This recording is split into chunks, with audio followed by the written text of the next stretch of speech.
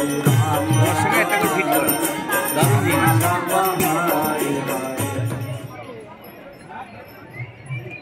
হরে কৃষ্ণ কৃষ্ণ কৃষ্ণ হরে হরে, হরে রাম রাম রাম হরে হরে।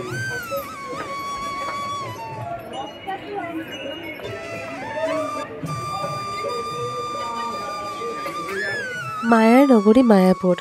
কলকাতা থেকে মাত্র 4 ঘন্টা দূরত্বে নদিয়া জেলায় অবস্থিত এই মায়াপুরে রয়েছে ইস্কন মন্দির। কৃষ্ণ নামে বিলীন হতে আর একটু শান্তির খোঁজে আমরা চলে গেলাম এই মায়াপুরে, যেখানে নির্মিত হচ্ছে এশিয়ার সবথেকে বড় কৃষ্ণ মন্দির। আর এখানে রয়েছে গোশালা, আরও অনেক কিছু। কি ঘুরে দেখবেন, কিভাবে যাবেন, এই সমস্ত তথ্য আপনাদের সাথে তো শেয়ার করবই, তার সাথে শেয়ার করব এখানের মায়াবী গল্প।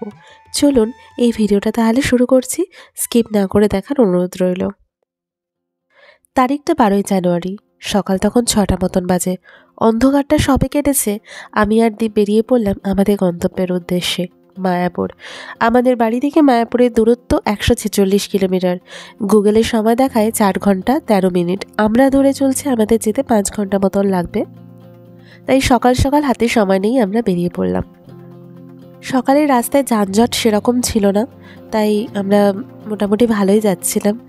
আর যাওয়ার পথে আমরা গাড়িটা ফুল ট্যাঙ্ক করিয়ে নিলাম, কারণ অনেকটা রাস্তা যেতে হবে আর আসারও ব্যাপার আছে, কোথায় পেট্রোল পাম্প পাবো বা না পাবো, তাই আমরা গাড়িটাতে তেল ভরিয়ে নিলাম।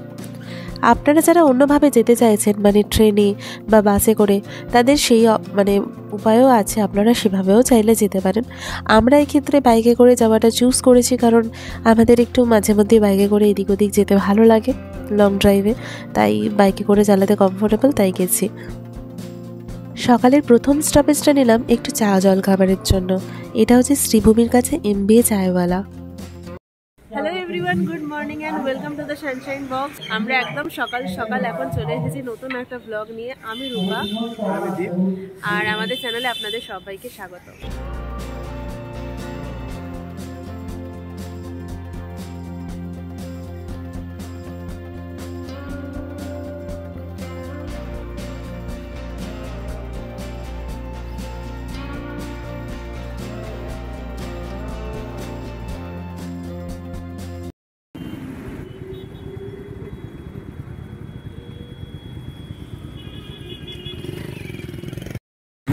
আমরা এখন আছি হেলাবরতলার এখানে। এখান থেকে বাদিকে গেলে ব্যারাকপুর।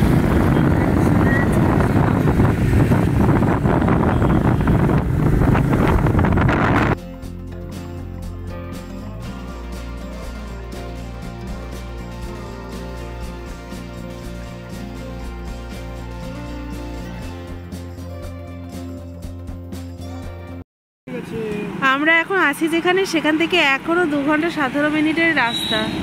আর এদিকে এর হাত হচ্ছে ঠান্ডায় ব্লক হয়ে গেছে বলছে।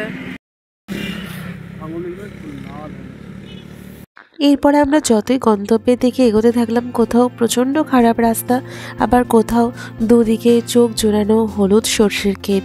এই সুন্দর দৃশ্য দেখতে দেখতে আমরা আস্তে আস্তে পৌঁছে যাচ্ছিলাম আমাদের গন্তব্যের উদ্দেশ্যে। এই রাস্তা দিয়ে এগিয়ে চলার আনন্দটাও কিন্তু সত্যি বলে বোঝানো সম্ভব নয়। আমরা যেতে যেতে পৌঁছে গেলাম ফুলিয়াতে। ফুলিয়ার তাঁতের শাড়ি সবাই জানে। এখানে আমরা দেখতে পেলাম তাঁতের শাড়ি কীভাবে বানিয়ে রোদে ঝুলিয়ে রেখেছে। তারপরে আমরা পৌঁছে গেলাম নদিয়ায়। আর মায়াপুরের এই কাছাকাছি পৌঁছে গেছি, সেটা দেখে এই সমস্ত মঠ মন্দির এগুলো দেখেই আমরা বুঝতে পারছিলাম আর কিছুক্ষণের মাত্র অপেক্ষা। তারপরে এই সামনে থেকে দেখতে পাওয়া যাচ্ছিল পৃথিবীর সবথেকে বড় মন্দির, আমাদের মায়াপুরের ইস্কন মন্দির।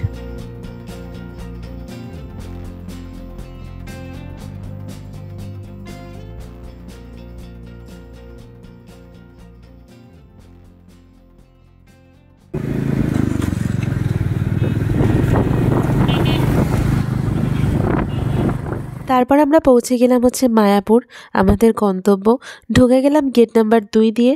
আর নামহট্ট ভবনের উল্টো দিকেই হচ্ছে এদের গাড়ি পার্কিংয়ের জায়গা, মানে 2 হুইলার্স বাইক এগুলো এখানেই পার্ক করে যেতে হয়। এগুলো কিন্তু ভেতর অবধি যাবে না। অন্যান্য বাস বা 4 চাকাগুলো ভেতর অবধি যাওয়ার জায়গা আছে, কিন্তু বাইক এখানেই পার্ক করে যেতে হয়। এখানে প্রচুর ভবন আছে, আপনারা যদি চান তাহলে এখানে যে কোনো ভবন আপনারা আগে থাকতে বুক করে আসতে হবে অনলাইনে। আমি সেই সমস্ত ডিটেলস ভিডিও লাস্টে বলে দেবো যে কীভাবে আপনারা এগুলো বুক করে আসতে পারেন। আমাদের এখানে আমরা যে ভবনটা নিয়েছি সেটা হচ্ছে ঈশ্বরদান ভবন। এছাড়াও এখানে আরও অনেক ভবন আছে, যেমন ভামসী ভবন, চন্দ্র ভবন, গদা ভবন, নামহট্ট ভবন। আমরা ঈশ্বরদান ভবনে কিন্তু অনলাইনে বুক করেই এসেছি। এদের বুকিংটা অনলাইনেই হয়। রুমের প্রচুর ক্রাইসিস থাকে, তাই চেষ্টা করবেন অ্যাটলিস্ট 1 মাস আগে থাকতে বুক করার, নইলে কিন্তু রুম পাওয়া যায় না।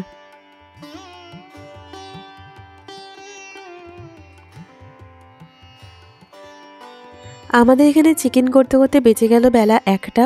আমরা চেক ইন করার পরে প্রথমে হচ্ছে দুজনের লাঞ্চের জন্য মানে মহাপ্রসাদের যে কুপনটা সেটা নিয়ে নিলাম, এখানে ঈশ্বরদান ভবনেরই।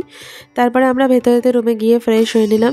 এই রুমটার ভিডিওটা আমি হচ্ছে চেক আউট করার দিনে করেছি, তাই একটু মেসি হয়ে আছে। এটা হচ্ছে 4th ফ্লোরে 1424 নাম্বার রুম। এটা 4 বেডের রুম, প্রত্যেকটা সিঙ্গেল বেড।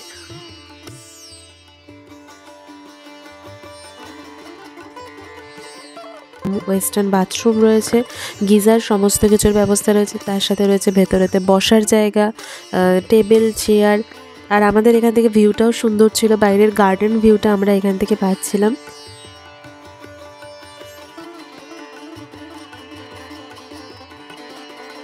ঈশ্বরদান ভবনের ঠিক নিচেই রয়েছে ICICI ব্যাংকের ATM, তাই টাকা পয়সা তোলা নিয়ে কোনো সমস্যা নেই। আর হ্যাঁ, এখানে কিন্তু বেশি ক্যাশটাই চলে, কারণ মোবাইল সব জায়গায় অ্যালাউ নয়, তাই ক্যাশ অবশ্যই সঙ্গে রাখবেন। আর বাইরে ব্যালকানিতে এলেই দেখতে পাচ্ছেন এরকম বাইরের সুন্দর আমরা মন্দিরের দর্শন পেয়ে যাচ্ছি। রুমে ঢুকে ফ্রেশ হয়ে আমরা নিচে চলে এলাম মহাপ্রসাদ খাওয়ার জন্য। দেখতে পাচ্ছেন এখানে সিটিং অ্যারেঞ্জমেন্ট ভীষণ সুন্দর সুন্দর থালাতে, প্রত্যেকটা আলাদা আলাদা বাটিতে এখানে মহাপ্রসাদ দেওয়া হয়। কলা পাতার উপরেতে ভাত, রুটি, ডাল, সবজি, মিষ্টি, পায়েস, এরকম অনেক কিছু ছিল।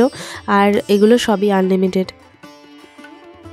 অনেকটা জার্নি করে এসেছিলাম, তাই প্রথমেই আমরা দুপুরে একটু রেস্ট নিয়ে এলাম। তারপরে হচ্ছে সন্ধেবেলা গিয়ে আমরা এখানে সন্ধ্যা আরতি দেখলাম।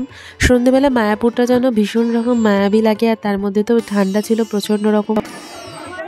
পুরনো চন্দ্রোদয় মন্দির, মেইন চন্দ্রোদয় মন্দির। প্রথমে এখন এর ভেতরে আসার একটি উল্টো দিকে নতুন মন্দিরের নির্মাণ কাজ হচ্ছে।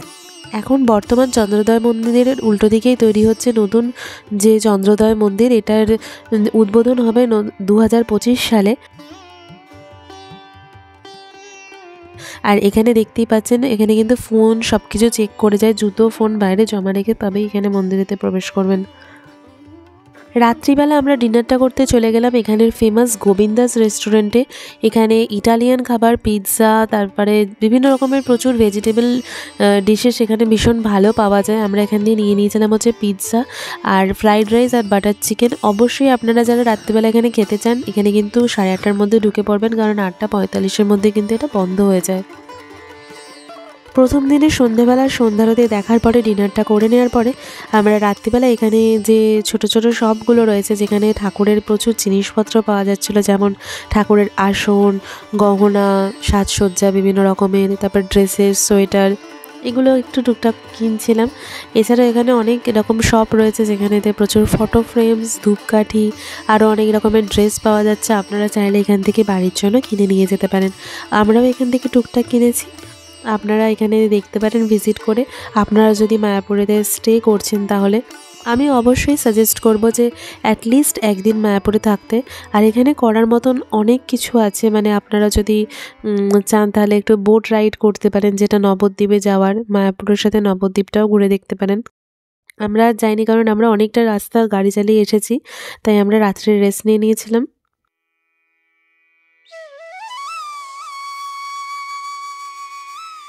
পরের দিনের সকালটা শুরু হলো 10 ডিগ্রি টেম্পারেচার আর এরকম কুয়াশা ঘেরা সকাল দিয়ে।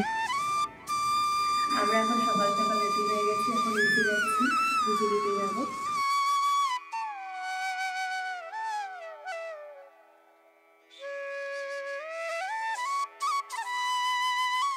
মায়াপুরের এই সকালটা আমার নতুন বছরের সবথেকে শ্রেষ্ঠ সকাল ছিল। সত্যি, যেখানে লক্ষ লক্ষ দর্শনার্থী রোজ আসে সেখানে আপনারা পাবেন না রাস্তাতে একটাও প্লাস্টিক বা কোনো রকম আবর্জনা। সবাই এখানে ভীষণ সুন্দরভাবে এই জায়গাটাকে মেনটেন করে রেখেছে। আমি অবশ্যই আপনাদেরকে সাজেস্ট করব যে একটা দিন অ্যাটলিস্ট আপনারা যাতে মায়াপুরে থাকেন।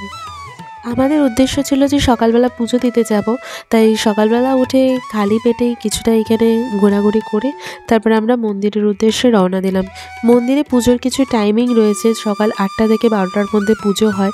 তার মধ্যে আপনাদেরকে গিয়ে ওখানেতে জুতো জমা রেখে, মোবাইল জমা রেখে তারপরে পুজো জন্য সব কিছু রেডি করতে হবে। এখানে কিছু এরকম স্ন্যাক্সের দোকানও রয়েছে যেখানে আপনারা মহাপ্রসাদ, থালি, কেক এই সমস্ত জিনিসপত্রগুলো পেয়ে যাবেন। এখানে এরকম ধরনের বিভিন্ন ঠাকুরের মহাপ্রসাদ পাওয়া যাচ্ছে যেগুলো আপনারা কিনে কিন্তু বাড়িতে নিয়ে যেতে পারেন।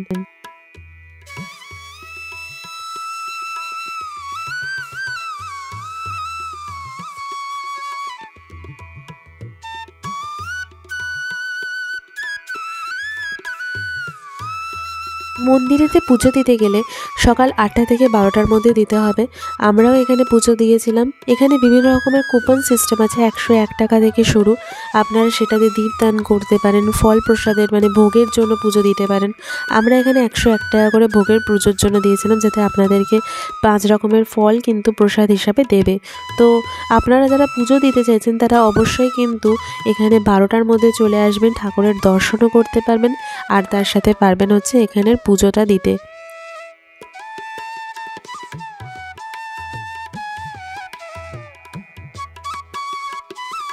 মায়াপুর ইস্কনের ভেতরে দেখার জন্য অনেক কিছু রয়েছে। আপনারা চাইলে পায়ে হেঁটেও দেখতে পারেন বা এরকম কোনো টোটো করেও দেখতে পারেন, কিংবা আপনারা চাইলে মায়াপুর থেকে নবদ্বীপ হয়েও ঘুরে আসতে পারেন। আমাদের যেহেতু পুজো দেওয়ার পরে আবার আসতে হতো প্রসাদ নেওয়ার জন্য, পুজো আরতি দেখার জন্য, তাই আমরা কাছাকাছি গোশালাটাই গেলাম, নবদ্বীপে আর যাইনি। আর এই আমার ডান দিকে দেখতে পাচ্ছেন এটা হচ্ছে গুরুকুল। আমরা যাচ্ছি হচ্ছে এখন গোশালার উদ্দেশ্যে।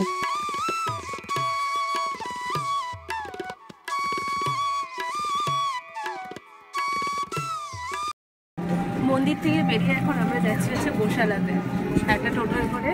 আগে এখানে টোটোয় করে পরিক্রমা হতো, 200 টাকা নেওয়া হতো এবং সেটা পুরো যারা দেখার এখানে পরিক্রমা করে দেখানো হতো। এখন সেটা বন্ধ আছে, তো মোটামুটি তবু আপনাদেরকে দেখাই যা যা দেখতে পাচ্ছি যাওয়ার পর।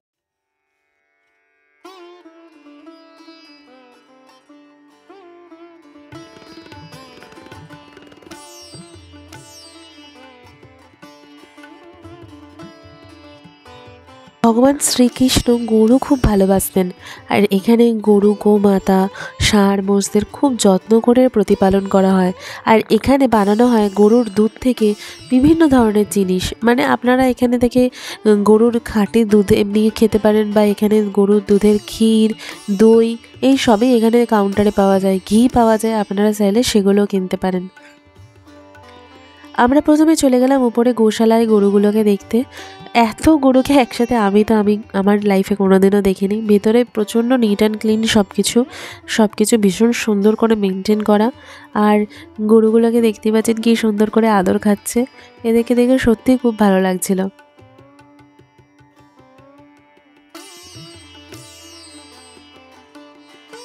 আপনারা চাইলে এখানে কিছু পরিমাণ অর্থ গোমাতাদের সেবার জন্য দান করতে পারেন, আর তখন আপনাদেরকে কিছু খাবার দেবে যেটা আপনারা এদেরকে খাইয়ে দেবেন।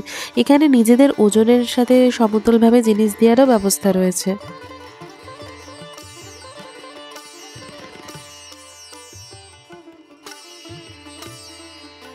এখানে তো এরকম তুলা যন্ত্র রয়েছে, এখানেতে বসে নিজের মাপের সমান পরিমাণে খাবার গোমাতাদের জন্য দেওয়া যেতে পারে।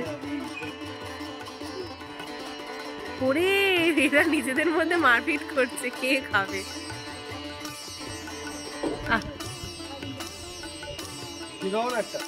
গোবিন্দাস রেস্টুরেন্টের ঠিক পিছন দিকে রয়েছে একটা ভীষণই ভালো ফ্রুট জুসের দোকান।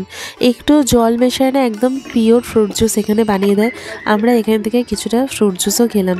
প্রথমে নিলাম হচ্ছে বেদানা আর তারপরে গ্রেপস জুস। বেদানাগুলো 60 টাকা করে, দেখতেই পাচ্ছেন কতটা ভালো আর ফ্রেশ।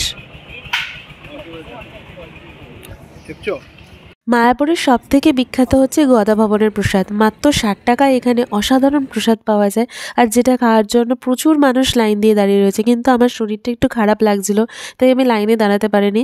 তাই এখানে একটা অন্য মহাপ্রসাদের কাউন্টার থেকে আমরা এভাবে খাবারটা নিয়ে নিয়েছি।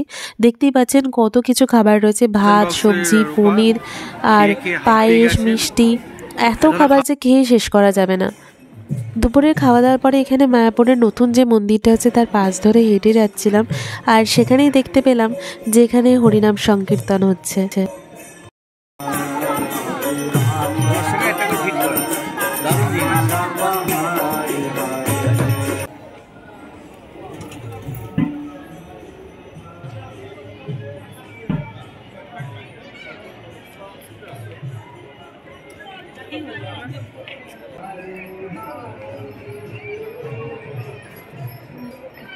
আগামীকাল ছিল মকর সংক্রান্তি, আর তার আগের দিন এখানেতে রাধা কৃষ্ণ তাদের পরিক্রমণ করানো হবে পুরো মায়াপুরের এই ইস্কন মন্দিরের আশেপাশে। তার জন্যই চলছে আয়োজন, সে এক বিশাল আয়োজন। আমরা খুবই ভাগ্যবান যে আমরা এইটার সাক্ষী থাকতে পেরেছি। আর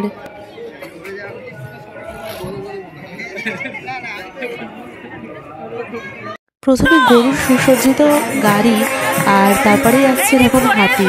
এভাবে হাতির পিঠে করেই বসে আজকে হবে সন্ধ্যেবেলা পরিক্রমণ। এই পরিক্রমণের ভিডিও আপনারা মায়াপুর লাইভ চ্যানেলেতেও পেয়ে যাবেন। আমি যদিও সেই সময় আরতি দেখার জন্য মন্দিরের ভিতরে ছিলাম, তাই ভিডিওটা করতে পারিনি, কিন্তু সত্যি মানে দৃশ্যটা ছিল অসাধারণ।